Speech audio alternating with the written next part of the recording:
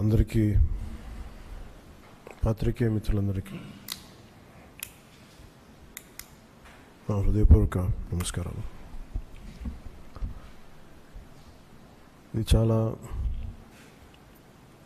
Serious మతం అనగానే, faith అనగానే, ధర్మం, ఇవన్నీ చాలా లోతైనవి, బాగా సెన్సిటివ్. కానీ ఇలాంటివి ఒక మాట మాట్లాడాలి అంటే చాలా చాలా ఆలోచించి, దీన్ని ఎలాంటి పర్యవసనాలు ఎదుర్కోవాల్సి వస్తుంది ఇవన్నీ ఆలోచించే మేము మాట్లాడతాం.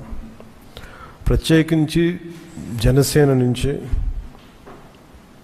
గత 2019 నుంచి 2024 వరకు వారి పాలనలో, వైసీపీ పాలనలో చాలా సంఘటనలు జరిగినాయి. రిలీజియస్గా దాన్ని ఒక సెన్సిటివ్ ఇష్యూ జరిగినాయి మాట్లాడటానికి.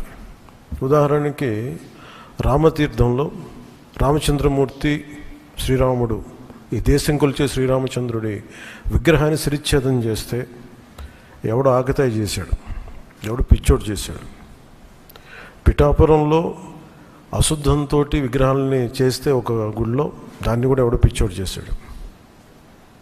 ఈ కల్తీల నేపథ్యం గురించి మనం ఎవరి గురించి మాట్లాడుకోవాలి, వాళ్ళ గురించి తెలుసుకోవాలి కొంత. అలాగే దుర్గమ్మ వారి ఆలయంలో వెండి విగ్రహాలు మన దొంగతనం జరిగితే ఇవి పోతే ఇంకోటి కొనుక్కుందాం, దీనికి ఏంటి బిల్డింగ్లు మేడలు కడతాం, మిద్దెలు కడతామా. అలాగే అంతర్వేదిలో రథం కాలిపోతే ఎవడో పిచ్చోడు చేశాడు.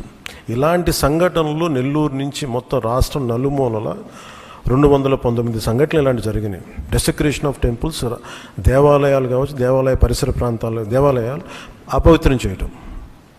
ఎక్కడ కూడా ఒక్కరి నిర్ణయం తీసుకున్న దాఖలాలు ఎక్కడా లేవు.